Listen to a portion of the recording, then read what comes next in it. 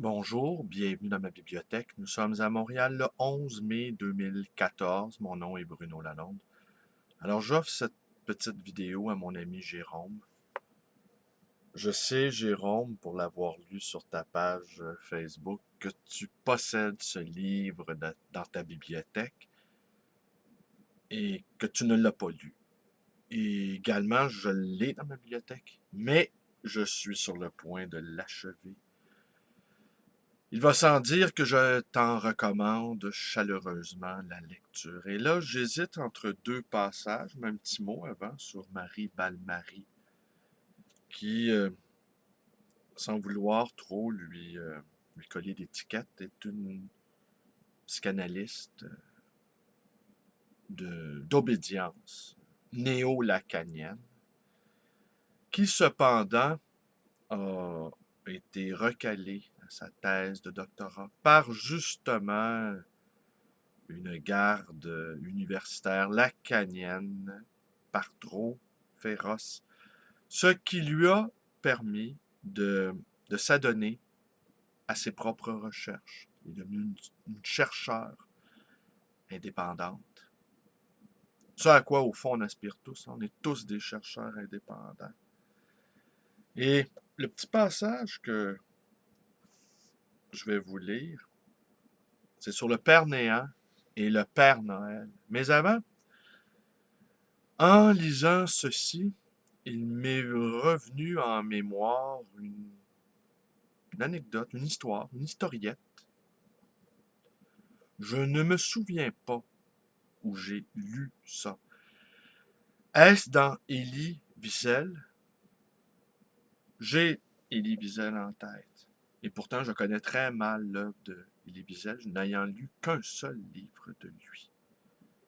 Où ai-je lu ça? Mais je vous résume l'histoire. Parce qu'à un moment donné, dans un passage, elle regrette parce que c'est une espèce de récit où s'entremêlent des lettres, un dialogue imaginaire, un dialogue réel également, entre François-Marc Lacan, le frère de Jacques Lacan, et Marie Balmary. Et l'ami, il y a une amie aussi en question, qui lui prête une maison de campagne dans laquelle retraite Balmary suite à une courte maladie.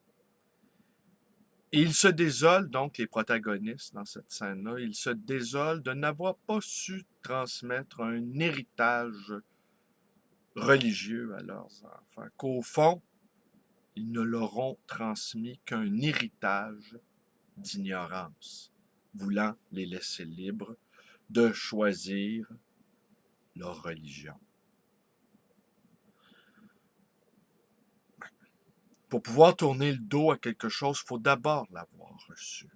Alors, en lisant ce passage, m'est venue cette historiette glanée Dieu seul sait où. Je me souviens du titre, Le maître de l'athéisme. Alors, je vous raconte l'historiette en question. C'est un jeune homme qui apprend qu'il existe un maître de l'athéisme. Et il parcourt la planète en tous sens pour le trouver. Il traverse des continents, il traverse des océans, il sillonne la Terre entière dans l'espoir de trouver enfin ce vieux maître de l'athéisme. Et il finit par le trouver dans une église, dans un coin sombre d'une église, où il retrouve ce maître qui est lui-même plongé dans une profonde méditation. Je ne me souviens pas s'il égrène un chapelet mais assurément, il est plongé dans une profonde méditation. Alors le jeune disciple, en quête du maître, lui adresse la parole et lui dit combien il est heureux enfin de le trouver. Et il demande au maître de lui enseigner l'athéisme. Le maître alors se met à l'interroger, lui demande avez-vous lu la Bible? Non, de lui répondre le jeune homme. Avez-vous lu le Coran? Non. Avez-vous lu la Torah? Non. Avez-vous lu les enseignements du Bouddha? Non. Avez-vous lu le Rig Veda? Non. Avez-vous lu des Upanishads? Non. Et le maître de lui répondre, vous n'êtes pas athée, vous êtes ignorant. On aura compris ici que pour pouvoir enfin se dire athée, nous qui croyons ne pas croire, eh bien, il faudrait avoir épuisé tout le champ des réflexions, de la réflexion métaphysique. Et on n'en a jamais fini avec la métaphysique. Par contre, sur Terre, nous devons nous préoccuper de nos frères humains, de nos semblables. Nous ne devons pas nous servir de la métaphysique pour leur tourner le dos. Mais si l'athéisme était un signe d'intelligence ou de lucidité, eh bien, n'importe quel imbécile venu ou ignorant pourrait s'y adonner.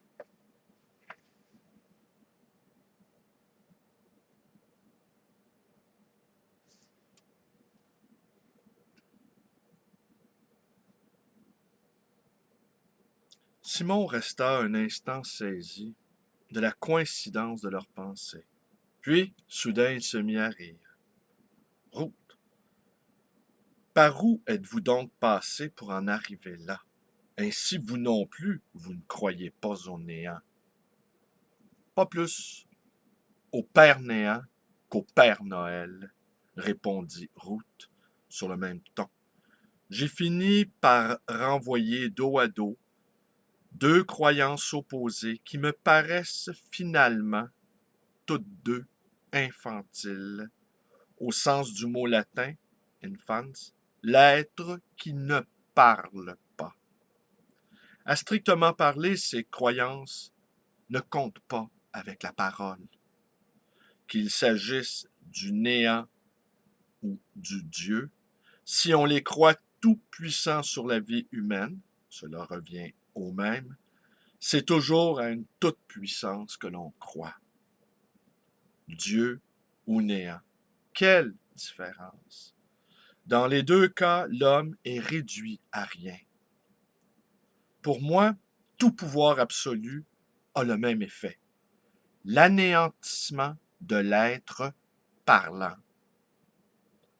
Or, s'il y a de la parole, de l'âme, de l'esprit dans cette vie, quel que soit le mot par lequel on essaie de l'évoquer, c'est que quelque chose échappe à la prise dans la vie des hommes. Je crois que cette parole, cette âme, cet esprit ne saurait tomber dans une tombe parce qu'ils n'appartiennent pas à ce qui tombe. Vous allez peut-être trouver que ces paroles venant de moi qui ne crois pas sont contradictoires avec mon agnosticisme. Vous aurez raison. Il ne s'appuie pas sur la raison, mais sur une expérience. C'est pour cela que je ne peux pas dire « je crois ». Et pourtant, ce n'est pas un savoir. Peut-on appeler croyance ce qui s'appuie sur une expérience? Je ne suis pas certain de saisir de quelle expérience vous parlez, dit Simon. Ruth répondit par un rire léger. Évidemment, je ne sais pas le dire moi-même, et je vous embarque sans préparation dans ma métaphysique personnelle.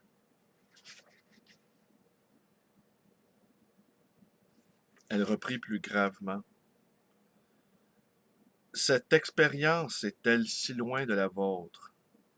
Même sans parler encore de cette mystérieuse paix à laquelle vous faisiez tout à l'heure allusion, on peut certainement trouver des histoires communes à un moine et à un analyste. Quelqu'un vient vous parler, il vient, revient, et un jour il ressent la parole qu'il vous adresse comme sienne parce que vous l'écoutez d'une certaine façon, que vous l'accueillez, lui. Et il découvre qu'il est celui qui parle avec vous.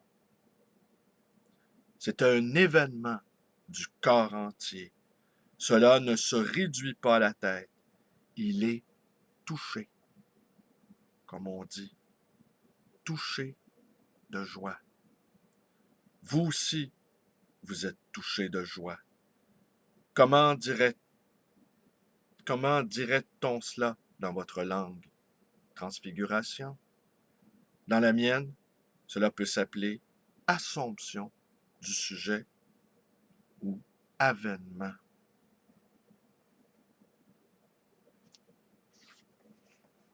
Le moine et la psychanalyste Marie Balmary. Je vous remercie d'être avec moi. Portez-vous bien. Je vous remercie d'être avec moi. On ne sait pas comment on est devenus amis, Jérôme et moi. Nous savons cependant que c'est par les réseaux sociaux. Nous subodorons qu'une instance a présidé, a agi comme intercesseur entre nos deux nomades, monades, mais nous ne savons pas comment cela est survenu. Nous en avons cependant reconnu l'extrême nécessité de part et d'autre. Je vous remercie d'être avec moi. Portez-vous bien. Portez-vous bien au-delà de vous-même. Ou portez-vous tout entier, ce qui revient au même.